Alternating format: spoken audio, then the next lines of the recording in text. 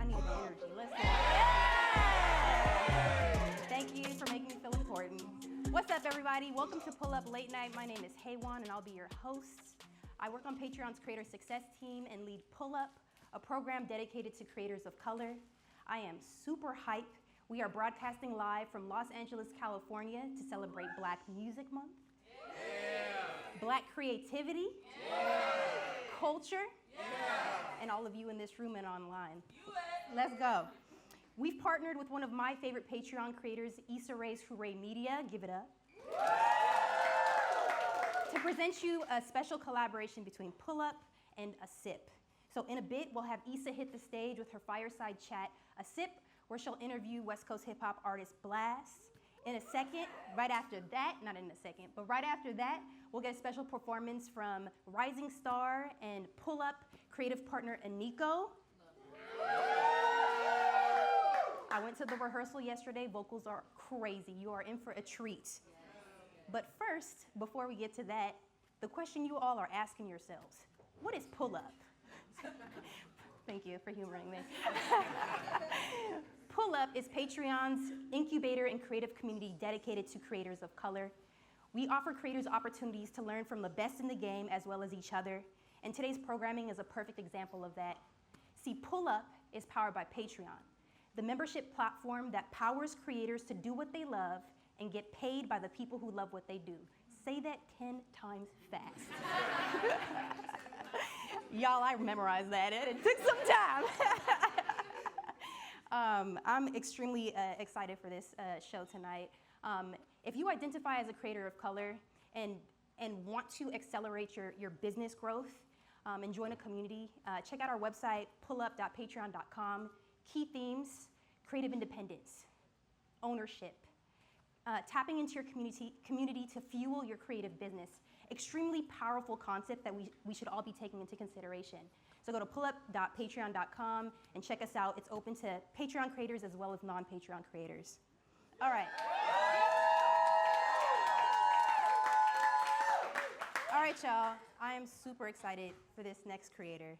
She is a true trailblazer across several avenues. Feel free to start standing up as I speak. She is an award-winning actress, producer, writer, and established entrepreneur. She has ownership of Hoorae Media Company, Hilltop Cafe and Kitchen, and Sienna Naturals Hair Care Company. These establishments, plus her participation in nonprofit organizations like Destination Crenshaw, furthers her commitment to celebrating Black Angelenos in South LA. Not to mention providing much-needed job support for local residents and space for creatives to unlock their potential.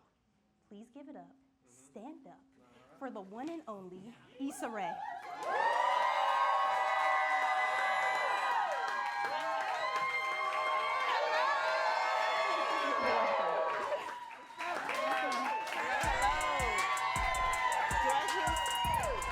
Y'all can hear me like this? Hello, it's so good to see you guys. What up, what up, what up, what up, what up? I'm so excited. So we just want to stand Oh, that's right. yeah, you know. Issa, what's up? What's up? I feel like I know you. You do. I know. See, she's funny. She has jokes. We all feel like we know you, and I think a lot of that has to do with this through line that's seen in your work.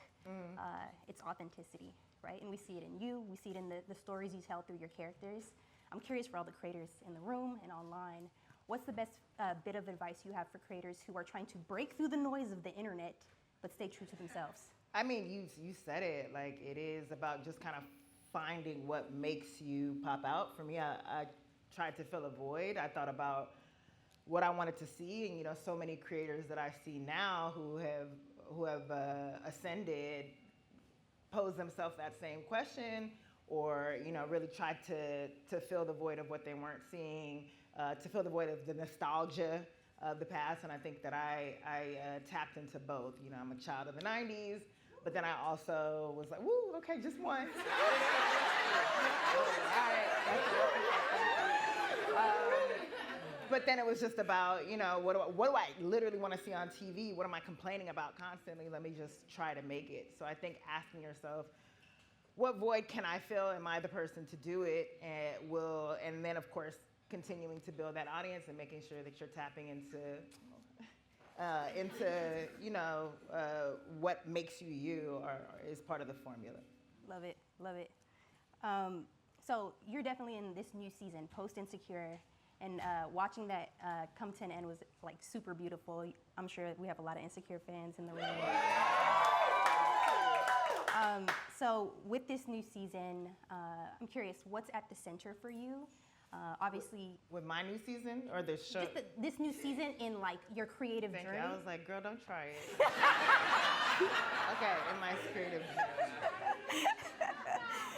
What's the question? Because I got distracted. I'm distracted too. The question is, within this new time, right? What is at the center for you, and how do you anticipate continuing to cultivate growth for creators of color? How can Patreon and Pull Up support? I mean, the center for me is continuing to uplift, to discover, to make sure that I'm prioritizing again what I want to see. Like I want to be a fan first, and that's how I've operated as well. And so for me, it's just about being true to that particular path. In addition to like still being business minded, because I think I come in as a creator, and I think so many of us as creatives we tend to put the business to the side, and I have put it on a back burner, despite what people may think. And so for me, it has been about just being more intentional on that side and building a team and making sure that I'm able to grow and scale and do it well. Right, and you're doing it well. Yeah, thank you. No, thank you. You've built a beautiful community on Patreon. You call them the hooligans. I think that we have some hooligans in the audience. Shout out to the hooligans. Y'all named yourselves that. I just want you to know that. What excites you most about your community, the hooligans, and how do they inspire you? Well, I just want to thank Patreon for being so supportive of. I've been on Patreon since 2014, and that's just been a space to be able to monetize when like Awkward Black Girl went off in 2012. Thank you for the titty watch.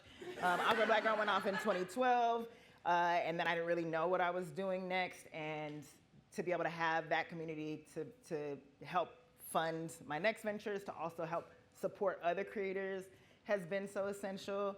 And so there's so many patrons that have been around since then, and it means so much to have a creative community that constantly supports. And I love seeing how they're finding one another, how creatives are finding one another, sometimes working together, connecting, and that to me is like the most rewarding part of it.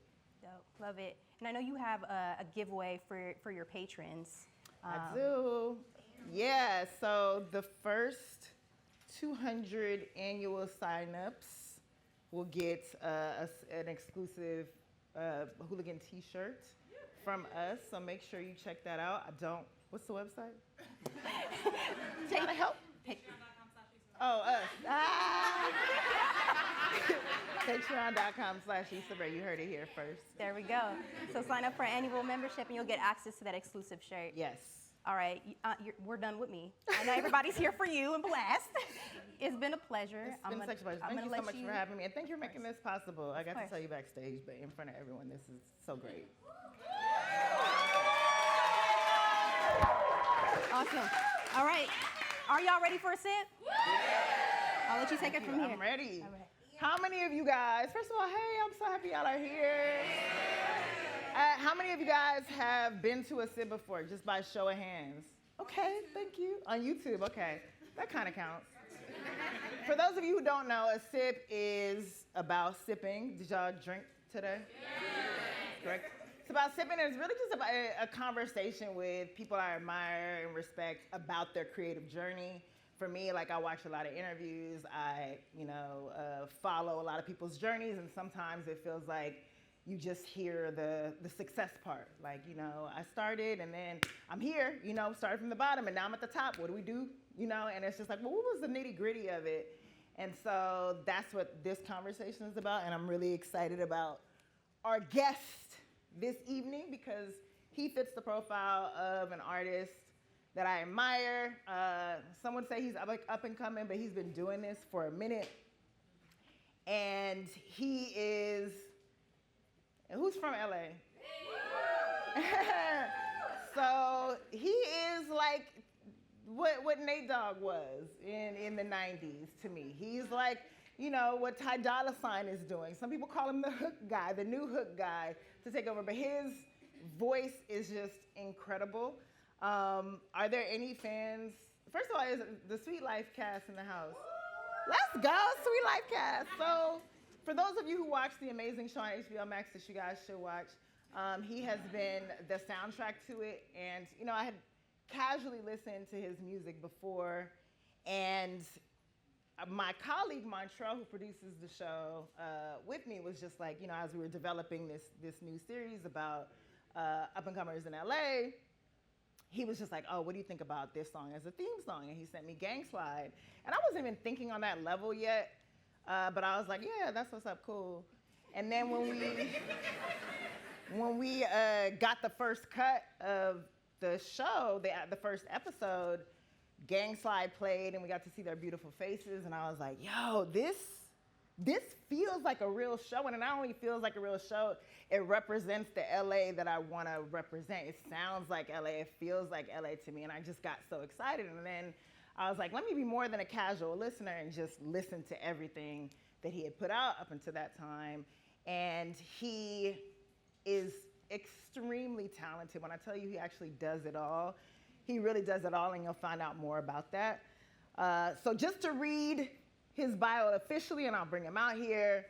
Blxst has architected a new era of West Coast hip hop and culture by hand as not only a rapper, singer, songwriter, and producer, but also as a creative visionary who mixes, masters, and self-edits his own videos and artwork. Are there any music creatives in here, by the way? Okay. Who said the yeah? Okay. I like your voice. I like your voice already. Super talented. The South Central native taught himself how to produce, record, going on to collaborate with YG, Kendrick, Snoop, Nas, Rick Ross, and so many more.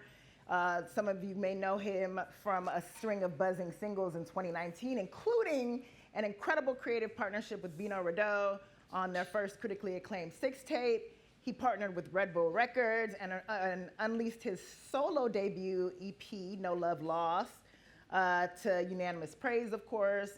And he, in 2021, dropped the Just for Clarity 2-pack and 6-tape 2 with Bino Rideau. And he also earned the Billboard Rising Star Award, becoming the first artist to ever receive the honor at the 2021 Billboard and R&B Hip Hop Summit. He sold out his entire fall tour for No Love Lost in 10 seconds.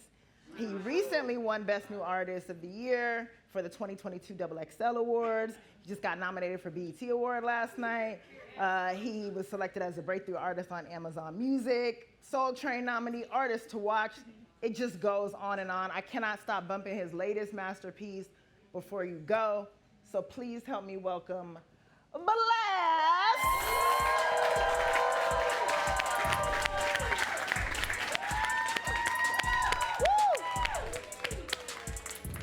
Thank you for being here. Absolutely. Thanks for Please having me. have a seat. What's up, everybody? He said, what's up, everybody? So, Blxst, I don't know if you know, but that washes. I'm blind. Wow. I don't know if you know, but like we take shots here. So that's the first order of business. But before we do that, and thinking of our, lovely audience, what do you want to toast to? I want to toast to. Switch seats? Oh, switch seats. Oh, thank you, because I was not about to fuck with tequila. What's that? What you sipping on there? Mine is vodka. Okay. Tequila is like gasoline. You be drinking tequila, though. What would you like to toast to? I'm sorry. I guess I could toast to my Sunday BET nomination. That was. Let's go! And what about in the future?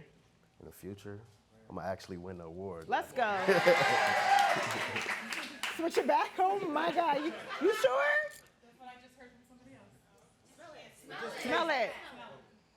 This tastes like tequila. Yeah. Thank you. Ooh, all bad. So to the nomination and to the award in the future, let's go. Cheers. Whoa, I don't know. Was yours right? I Were they don't know. both tequila? Who trying to kill me? That's Somebody- just like rubbing alcohol. Oh, then that was vodka. Oh no, my life is ruined. All right, so y'all are gonna get a show tonight. So Blxst, just to start, so you were born in South Central on the East Side, and then you moved later to the IE. Yeah. So you are a half IE, half LA man. How hard is it for you to be monogamous?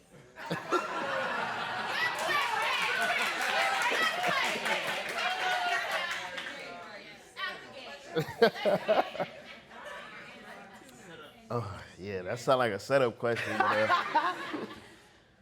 it's not hard at all. Okay, good Wouldn't answer. say that. You're a self-described lover boy though, right? I would say so, yeah. What I find interesting is in your journey to become who you are, like, you know, you've described yourself as being a shy introvert, and you kind of shied away from being an R&B singer. Yeah.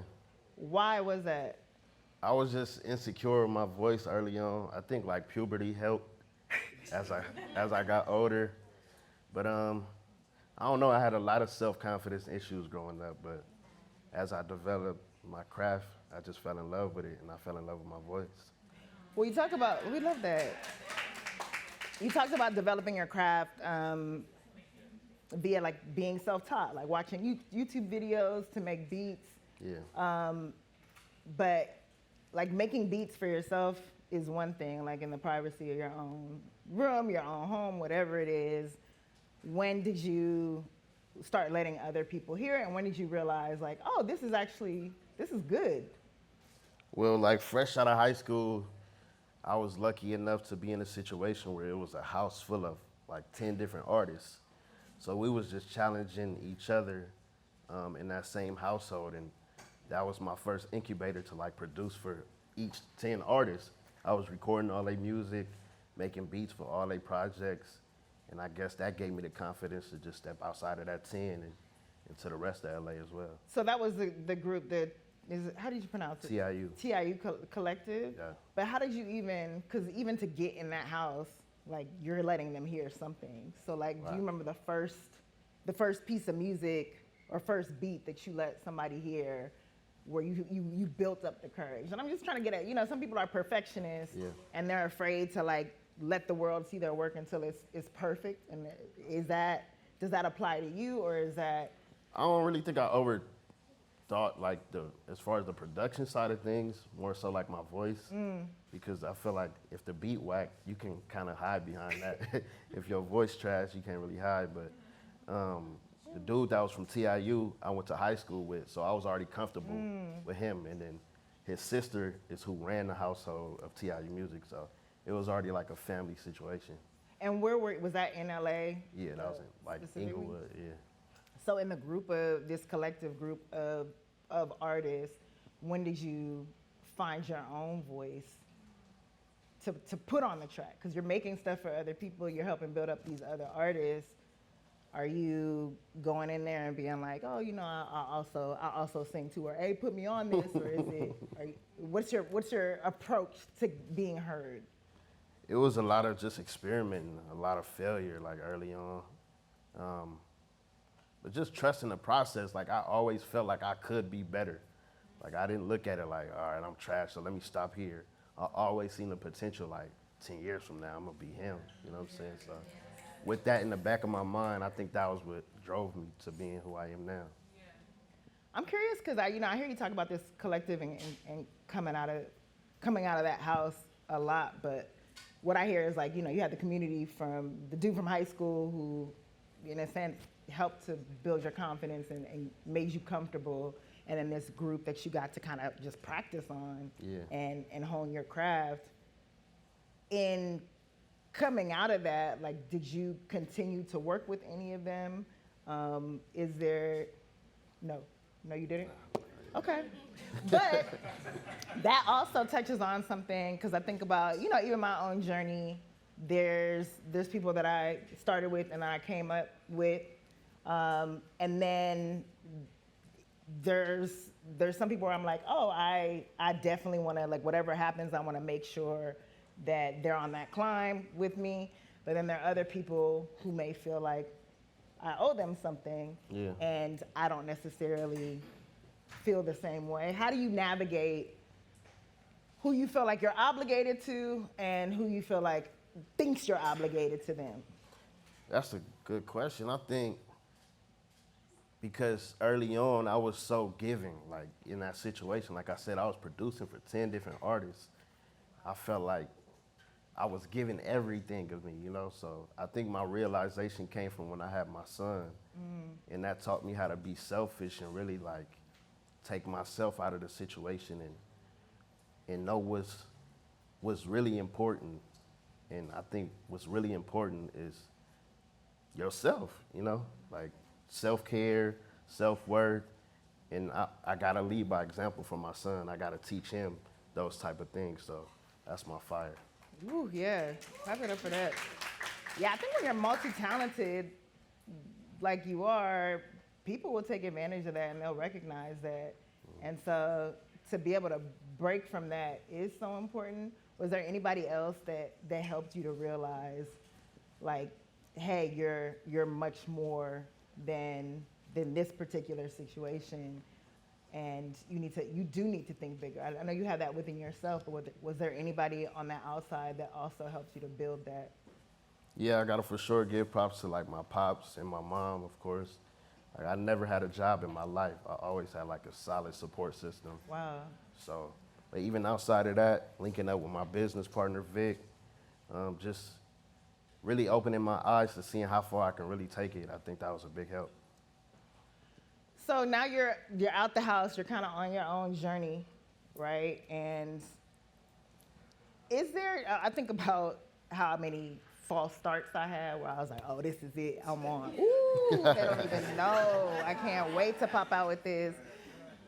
So to speak to your journey, you don't have to name names. It'd be great if you did, if you want to take a more sit. But was there anybody where you were just like, oh, I know this is about to be it for me, I'm out of here, and it didn't maybe play out the way that you expected?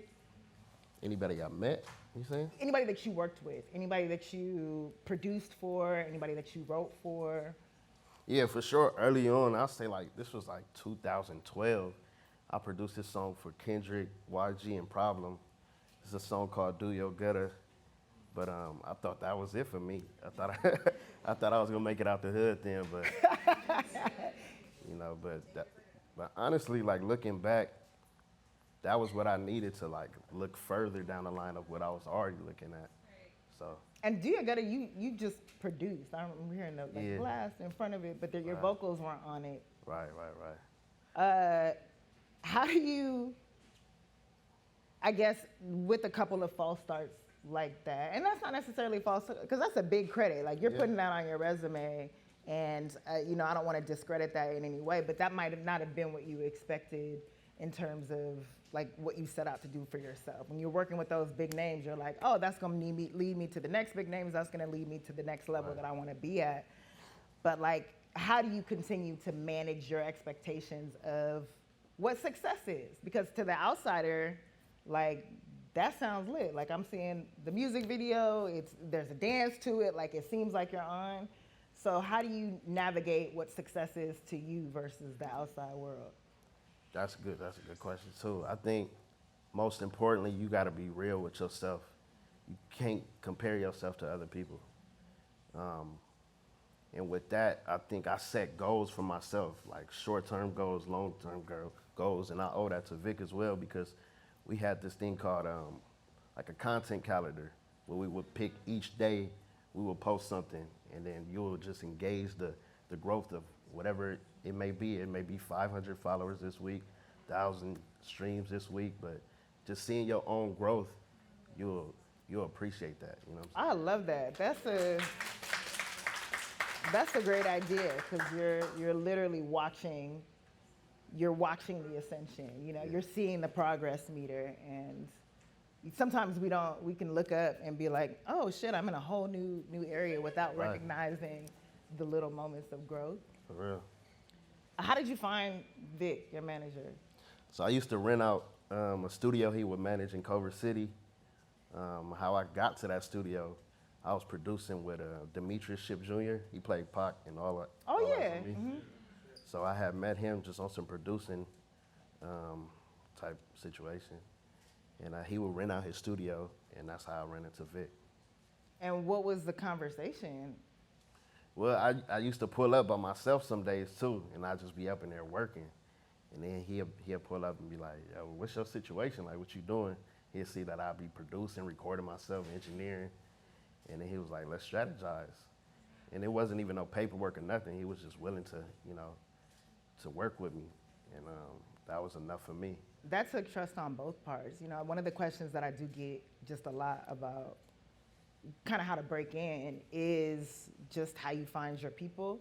And it feels like, sometimes I tell people like you have to look within your network, look to the people next to you, but that requires like a certain amount of trust and faith in those people. And the music industry is interesting to me because, like, no shade, with the entertainment industry, I understand that structure. Like, there's people come through as assistants, and then they're working at agencies and all that, and then there's management. And then, like, for artists, sometimes their managers are a friend or, someone who isn't necessarily as well-versed, but the trust is there. So for you, like, did you consider, and I don't know Vic's level of experience at the time that you met him, but did you consider, like, oh, this is what my management should look like, and this is what I'm getting? Is this measuring up to my expectations? Nah, he kind of made it clear that he wasn't really experienced in this field as well, but he felt like he had the tools, at least like from college.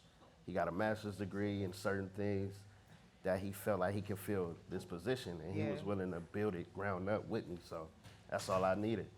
That's faith, that's that hunger. Like, sometimes people will show you that they're hungry and they're ready and they're honest and transparent about it, and then, as long as they're willing to grow with you, it's a go from there. For sure. So can you talk about just, you're considered an LA artist, you're considered a West Coast artist, but that sound, are you familiar with DJ Artistic? Not really, nah. DJ Artistic is an artist out of LA, and he tweeted about the fact that, like, the LA mixes for the last 10 to 15 years have all been the same. And like, it's all, yeah, like the LA mixes, like when a DJ plays like this, the LA set, it's like Tupac and, maybe like a Dr. Dre, Snoop, all that. So why do you think, if you agree, that the LA sounds or the West Coast sounds hasn't traveled as much in the last couple of years? Damn. I think mainly because of the politics that we have in LA that a lot of places don't have to deal with. Like, especially when you from the center of LA, it's like gang politics. A lot of people that was in position early on was from certain hoods, and if you don't fall under that code, sometimes it's hard to navigate through that, Me, more specifically, I was lucky enough to move out of LA, get a different view on everything, not have to be from nobody hood, and play it neutral, but still be respected amongst, the certain pioneers before me. Yeah, I mean, I think that's a great answer, and I want to speak to that because, coming from South Central and going to the IE, like, that had to be, especially, you moved because your sister experienced an assault, and your mom it was your mom, right? It was just like, let's get you up out of here. And so that must have been a culture shock for you. For sure. What, does that still inform kind of your artistry now? You experienced different worlds. You experienced both worlds. You experienced this very specific world, and then the IE is very different.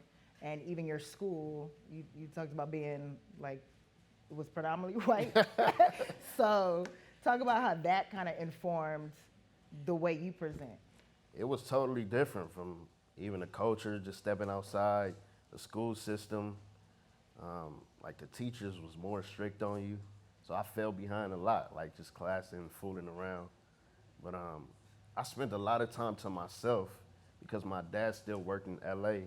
So when he would get off work, he wouldn't come straight home. Like sometimes he'd stay at my grandma's house and I'd be at home with my stepmom. So I spent a lot of time to myself just being creative and not having to deal with the outside world or, you know, what's going on in the streets. Because if you step outside out there, there's not really much going on anyway. So I think like that gave me the ability to hone in on one thing at a time. And I fell in love with like graphic design and making beats and engineering, but actually being a nerd at it and diving deeper into it. And I may have not done that if I was in LA. I might have been distracted doing something else. Yeah. You are like well versed in all of those skills, and you know you had to teach yourself. And one of the things that you have mentioned is that you want to be like in this industry. You want to be able to own everything you do, and I think that is a narrative, especially in the music industry, is like being able to own your masters and being able to have as much control as possible. You know, you were super strategic in the Red Bull Records partnership, and you know, I don't know your current situation now, but like you've had to make sacrifices to maintain your ownership. Can you speak to those sacrifices? Like, what do you have to do to get to that level where you can have all the control that you want to have when it comes to your career? Ultimately, I think being self-sufficient is one thing you gotta sacrifice, like actually taking the time to learn the business you wanna be in. That's why I jumped into producing, because I wanted to be well-rounded. I didn't just want to be good at one thing and then somebody else monetize off something that I'm good at, you know? And then even with that, learning the business as well, but you got to take baby steps. You got to do what's real in your situation. My first deal, I took little to no money, you know, just so I can keep the ownership and prove that I'm worth it, that I can make this money back. Because a lot of times people take big checks and it's like you can't even make that money back. At the end of the day, it's a business deal. So once they give you that loan, you may think it's your money, but you got to pay that money back just to get in the green, just to make some more money for yourself. But some people learn that by doing it, by making the mistake. Yeah. Who advised you, if anyone, or if did you read about that? Like, how did you get the knowledge even to make that decision? Because that is a bold thing to be like, I'm gonna just, you know, try to figure it out from check to check and take little money right now, as opposed to taking the check and having the faith to be like, well, I'll make it back, or that'll be my problem down the line. I think watching interviews helped me a lot with that, especially like being from LA. You can't avoid but to see Nipsey's story, you know what I'm saying?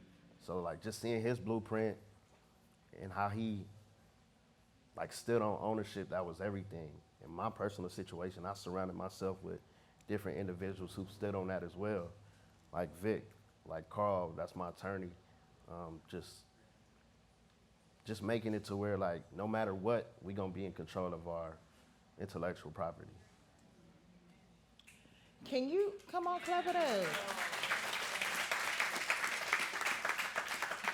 And thinking about like R&B now, R&B has a very different image than it did, you know, like in the 90s. When I think about R&B in the 90s, it was a lot of open silk shirts to me, you know? And that has changed now. And like R&B has a very specific, I mean, it has a different image. It feels more open. How much were you conscious about like your particular image and how you present yourself as you, and I don't want to just, you know, you rap, you do everything, but like, you know, like you sing and you're a beautiful singer. So like how much did how you present play a role in like how you stood out? And did you put any thought into it? Yeah, I think the first thing as a consumer, the first thing you pick up is the visual side of things. Like you'll see something and judge it before you listen to it and judge it, if that makes sense. So I think most importantly, I just made sure I was clean at all times. That was just the first. If I had to buy something cheap, at least it got to be clean, you know. So that's one part of the image. And then I'm just big on cohesiveness. Like everything got to fall in line with a brand. Everything got to fall in line with the message you delivering. Everything got to be intentional to where it's not just everywhere. They gotta know you for one thing at least. If you're doing everything, if you dressing different kind of ways, we can't pinpoint you to one brand. You know what I'm saying? I love that, and I think that that's also like the graphic designer in you too. Like, you know, there's something aesthetically pleasing when someone clearly has their image together. But like, you're also in a crowded field, right? And I think it's one thing to be clean. I think it's one thing to be, you know, very conscious of your image. But like for you, what in your mind were you selling? Where were you like, oh, this is what I'm putting out here, and this is what I'm gonna be known for. This is what makes me different than everybody else. For me, I think it was quality. That's what I wanted to sell, like intentional messages in my music, high quality,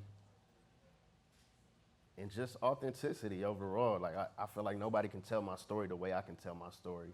And I feel a lot of people can relate to my story, so why wouldn't I want to monetize off that? Real shit. So I got the 10-minute mark, but I do want to open it up to creators to ask Blxst questions. So I think, Tiana, are you coming around with the mic? If anybody has questions.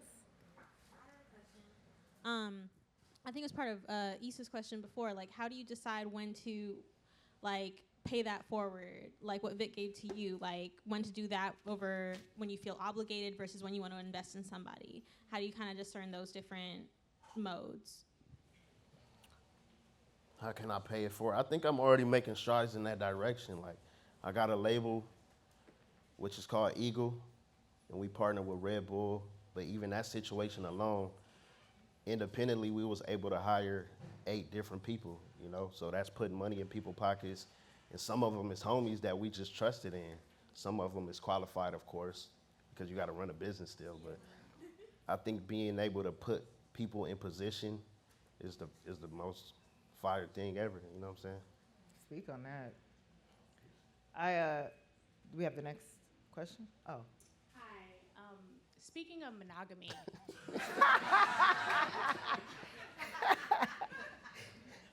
Really quick.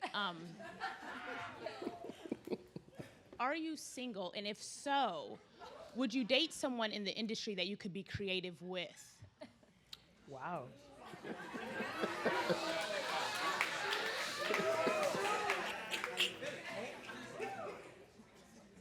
No, I'm not single. No.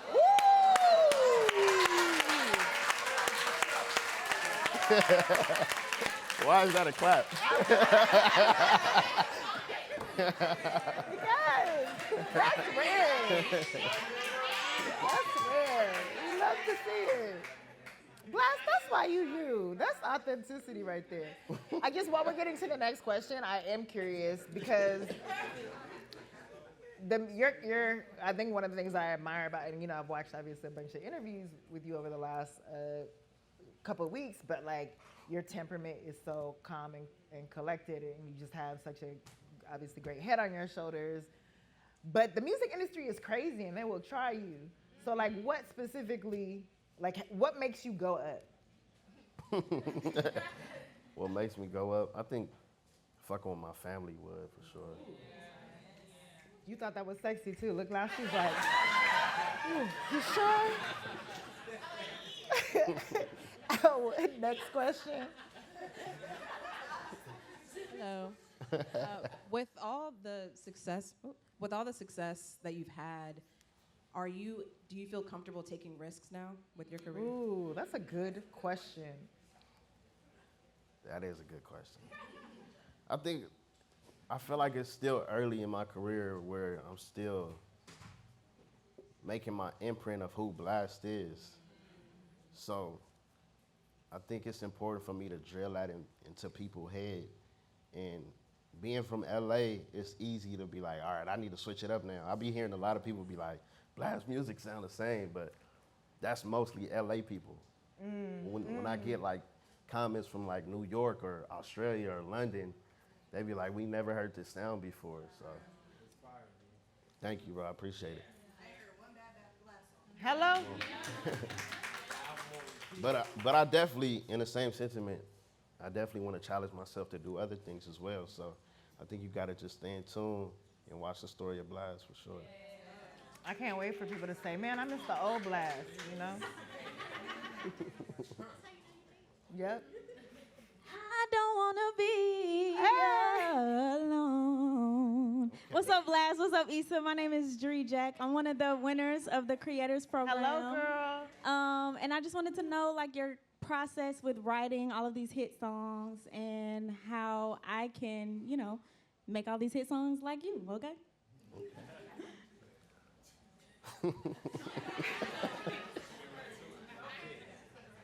She got a beautiful voice though. She does. She does. But I think every situation is different. For me personally, I like to be in solitude. I like to be clear in my thoughts. I don't like to drink or smoke while I'm creating. Like, I want everything to mean something. I want you to. What happened? I just moved the drink away. So I can't really, tell you how your creative process is, but I think ultimately do what's true to you. But I think she also touches on another question. Like, there's a point that you get at where people want to collaborate with you, and I'll never forgive being like, oh my God, someone's like being early in my career and people coming up to me like, oh, how can I get on? And I'm like, bitch, you tell me. Like, I don't know.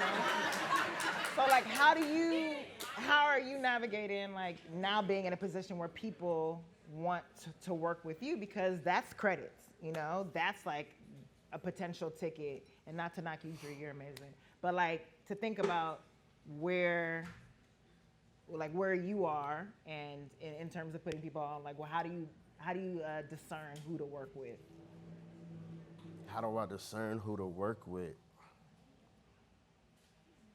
Me personally, I don't really care about like following. If you raw talented, then that's just what it is, you feel me? So I think just putting yourself out there, but making your own world to where people want to come to you. You don't want to step into no situation and not add value. And I don't care if that's as little as anytime you step in a room, you bring a bottle of water for somebody. So I always kept that in mind, like stepping into the studio with bigger artists, or how can I be valuable in any situation? That's amazing. Question. Tiana, you being real, Rob is great, but you being real centered to this side. I just want you to know that. No, Rob, please, go ahead. So obviously they call you the new Nate Dogg. What do you feel is the pressure that comes with that? How do you feel about that kind of title? I heard that so many times, I don't really feel the pressure no more. I think it's a compliment overall, for sure. That's a legend, you know what I'm saying? But in the same sentiment, like, I think I got my own story to tell. Like, I'm Blxst at the end of the day, so shout out Nate Dogg, but I'm creating my own legacy.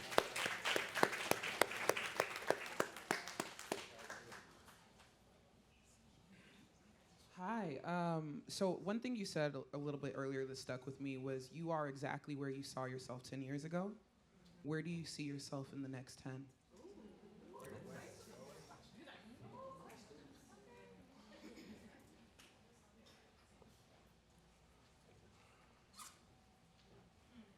You stumped him. Nah, I wanted to vision it before I just spoke on it, you know what I'm saying? But a lot of things that I'm thinking about is like certain things that I'm already taking baby steps in, like venture capitalism. I'm already a CEO, I already own my master's, so I think just opening a door for other artists to pass up what I did. I want to see the little homies go farther than what I could take it to. Yeah. Who said "ow" to the business ambitions? Okay, no one wants to own up to it. Oh, okay. What's up? I have a question. As a creator and a creative, doing what you love to do, how do you manage burnout? Because I feel like a lot of creatives have their passion projects, have things they're working on, but they're pulled in other directions to make sure that their craft is visible. But sometimes, even myself, I feel like I'm doing so much and I'm losing that drive to keep doing what I love. What are your tips to creatives who are just trying to make it, but also maintain that love for what they do? I think that come with the game. Like, you're going to find down moments. You're going to find your up moments. I think not getting too big on each moment is the most important thing. Like, don't get too high on your highs. Don't get too low on your lows. Just remember the end goal over everything and keep going. You are so level-headed. Give me some.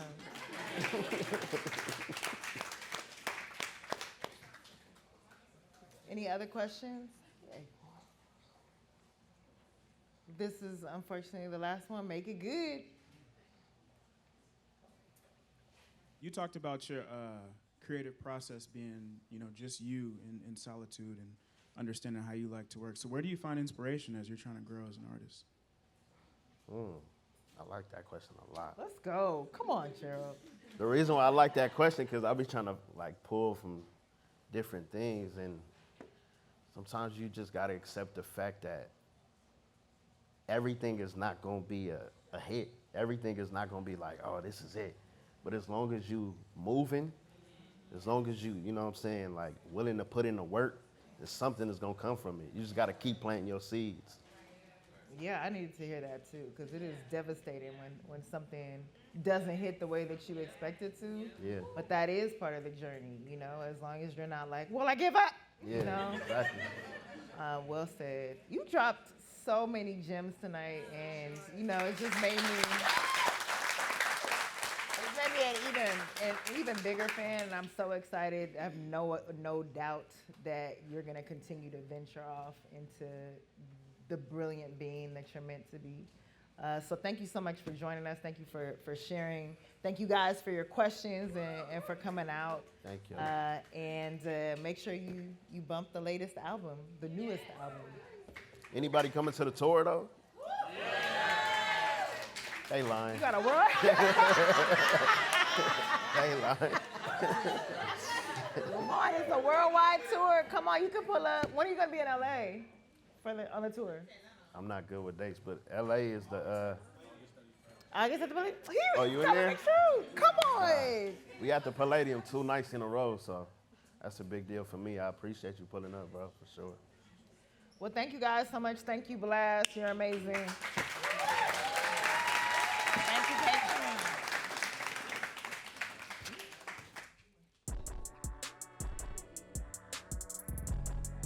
Give it up for Issa and Blxst, everybody.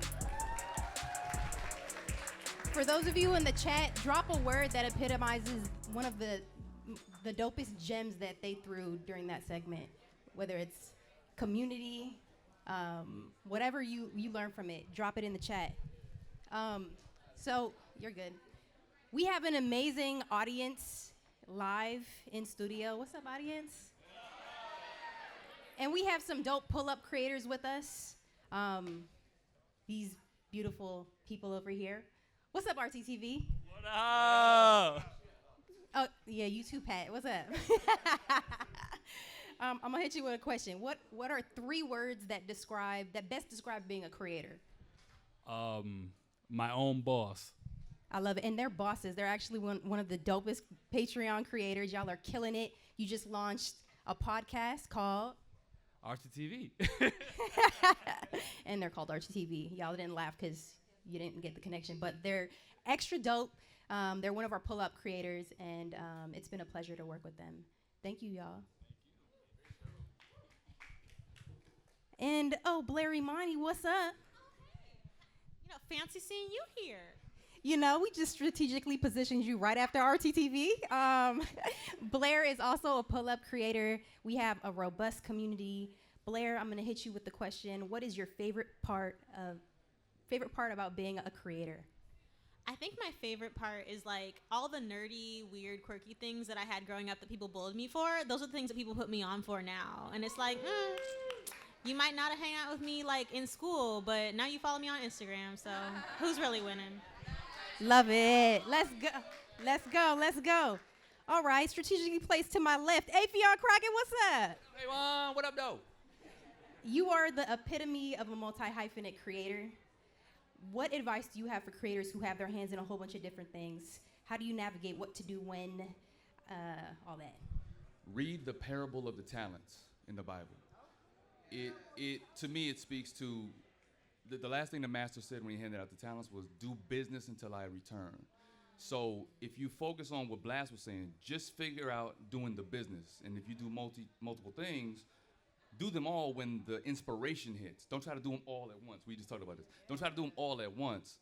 Do them all, but at the times that the anointing and the energy is behind them. Love it. Yeah, clap for that one. Hit him with an amen in the chat for that one. Strategically placed to my right. J Fox, what's up? What up? What up? Don't you do that at the beginning of your stuff? What up? Jade, what is, so we're here celebrating Black Music Month. Do you have a favorite Black music creator at the moment? Yes, right now I have to give it to my boy Zachary Campbell. He just released a brand new project. He comes from YouTube, that's where I'm from, and so of course when people branch out, when people pivot, when people elevate, I gotta support. So definitely shout out to Zach. Zach, go check out Zachary Campbell. Go check out the Spotify. All right, so my favorite Black music creator is actually, or one of, is about to hit the stage very, very soon. They are a pull-up creative partner. Say pull up. Pull up. You probably know this creator from their record King's Affirmation, which has gone viral. If you know the internet, you know the record, you know the creator. They are a Patreon creator and one of our newest members of our incubator. They are live with us today performing a few of their hits. I'm super excited to introduce the greatest, that is a vow. Please give it up, stand up for a quick second, for Iniko.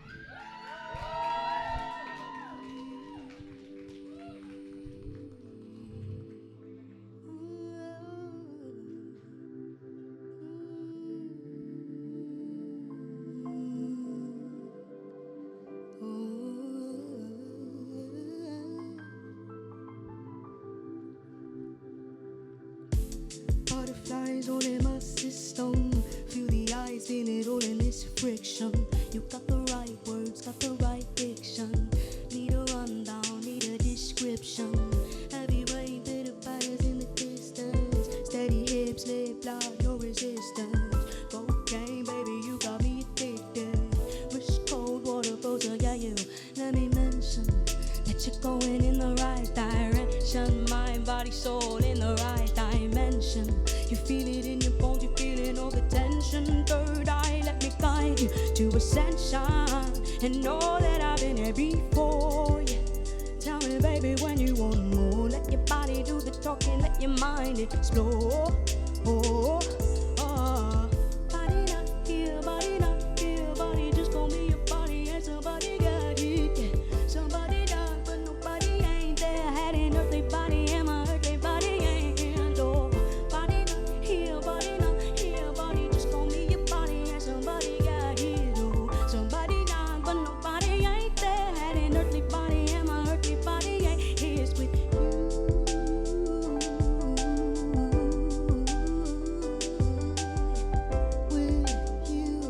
No, oh, I needed you, I needed everything you had.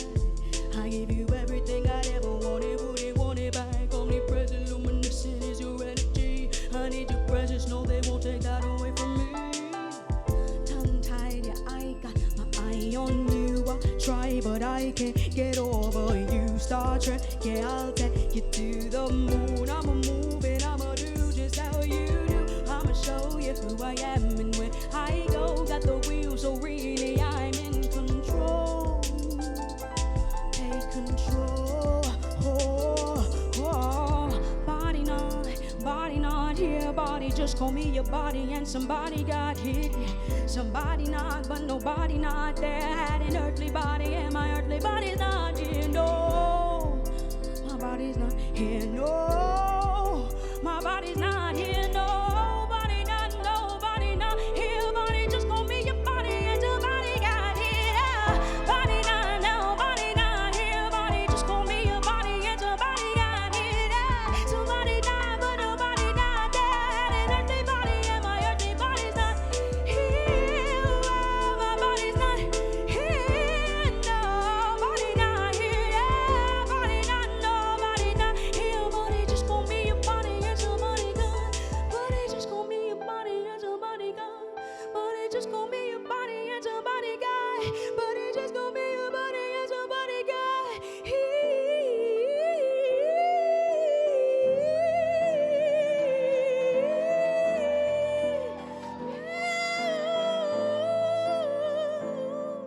Body just call me a body and somebody guy.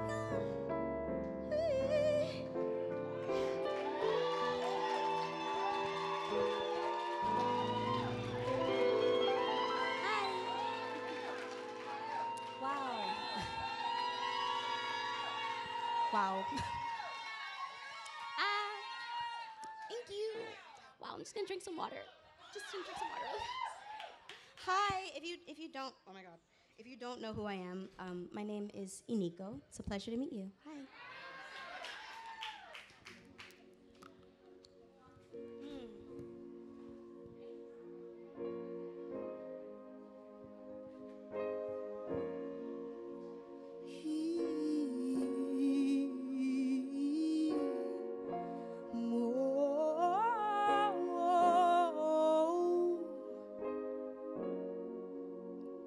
I wish that it was always said and done before. Oh, I don't know when chaos became my core. For if I give another lie, I swear it's only that I know that nothing is there.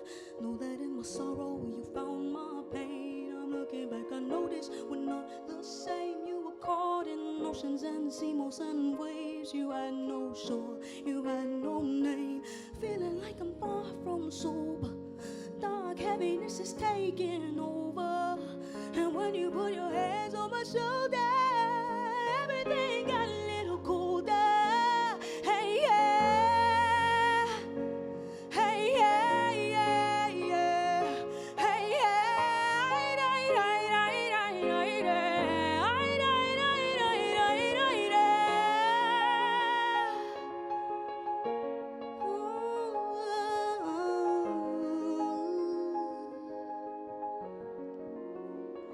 You pulled my strings, Pinocchio. You held me up, but I will not hold. I thought the world was in our hands. Now I know, now I understand. You were my scarecrow, hidden to the things I know. I thought I saw an opening, I thought I saw gold, but it was just a mold or something so feeling like I'm far from sober. Dark heaviness is taking over. And when you put your hands on my shoulder, everything got a little colder. Hey, yeah. Hey, yeah. Hey, yeah. Hey, yeah. What more could it be? Angels in their eyes, haunted by the sea with things that look like ice. What more could it be? Angels in their eyes, haunted by the sea with things that look like.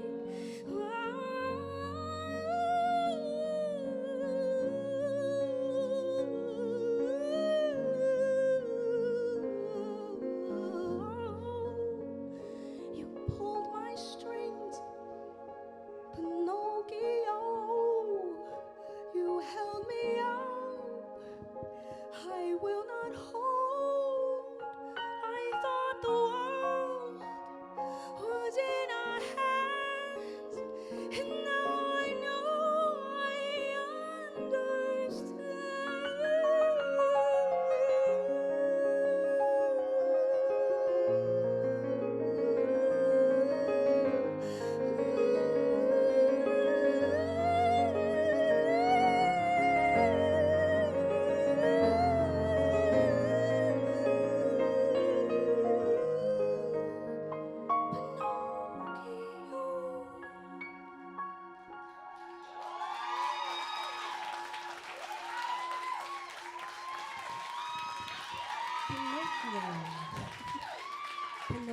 Pinocchio. So this last one, I don't know, you might have heard it. Screaming. It's called The King's Affirmation.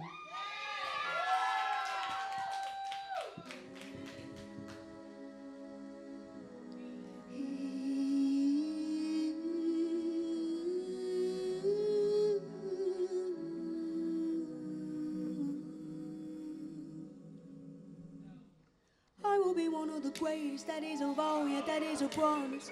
Always wanted to be famous, just being real, yeah, just being honest. My haters gon' always be nameless, give them no clout, I give them no power. Creators built different, they ancient, sooner than later, all will be ours. I keep an eye out for the numbers, I stay in contact, synchronization. To infinity, even beyond it, I am a common, no destination. A lot of things I am above, and never a lot of things that are above me. Do not come for the people I love, cause then I get scary, then I get ugly, yeah.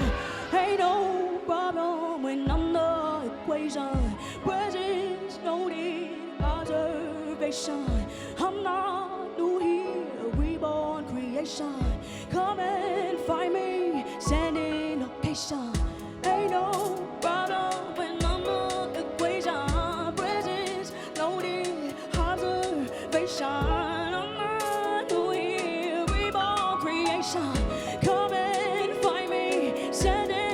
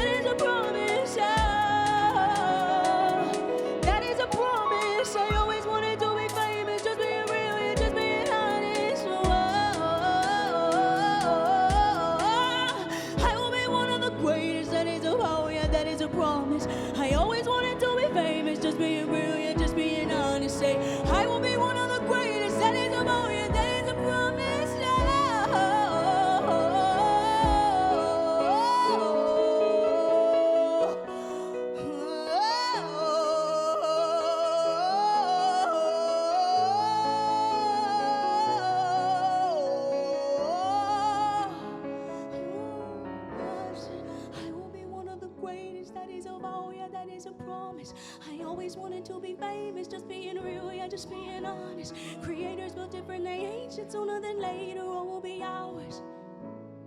Yes, all will be ours, all will be one of the greatest, that is of all, yeah, that is a promise. That is a promise. I always wanted to be famous, just being real, yeah, just being honest. Always wanted to be famous, just being real, yeah, just being honest. Say, I will be one of the greatest, that is of all, yeah, that is a promise. I will be one of the greatest, that is a vow, yeah, that is a say. I will be one of the greatest, that is a vow, yeah, that is a promise, yeah. You will be one of the greatest, that is a vow, yeah, that is a promise. I am one of the greatest, that is a vow, yeah, that is a promise. I am one of the greatest, that is a vow, yeah, that is a promise.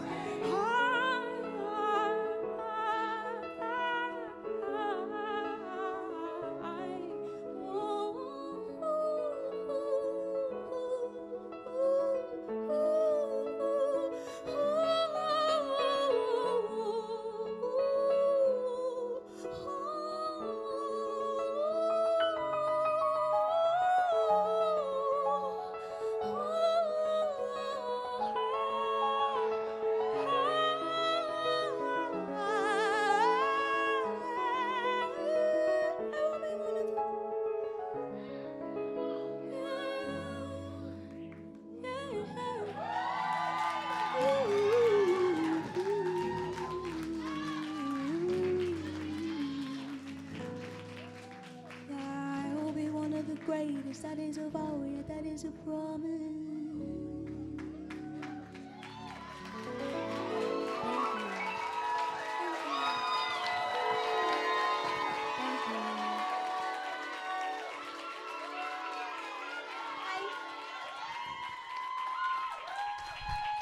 Chills, straight chills. Chills, right? Like Thank crazy. You, it's not even will, and I saw you change it and say I am, because you are the greatest. Today, That is a fact. There is no question. Shout out to Iniko. Give it up. Thank you. Thank you. Thank you, guys. Give it up to Trey on the Trey keys. is amazing. I just have a quick question. That is like one of the dopest records I've ever heard, period. Thank you. Thank you so much. Iniko, what inspired that record? Honestly, I think for as long as I can remember, I have always been told who I should be, how I should be, and it was the moment that I knew who I was, not how I identified, because it's not just my identity. I know who I am. I am this being that is neither man, neither woman, just Iniko. That's me. And the King's Affirmation is quite literally a spell. Words are very powerful. And it's interesting because I didn't expect this.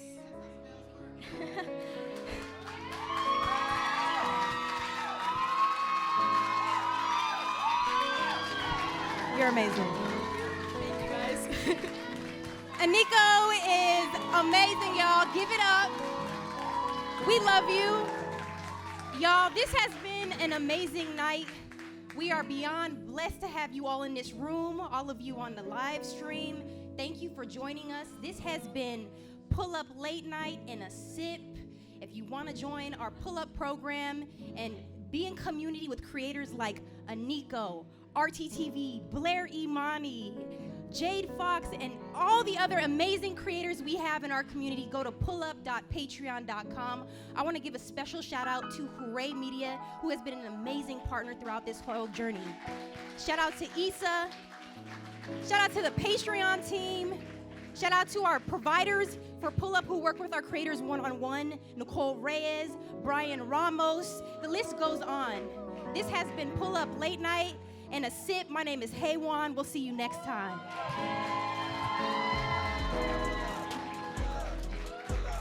Pull up,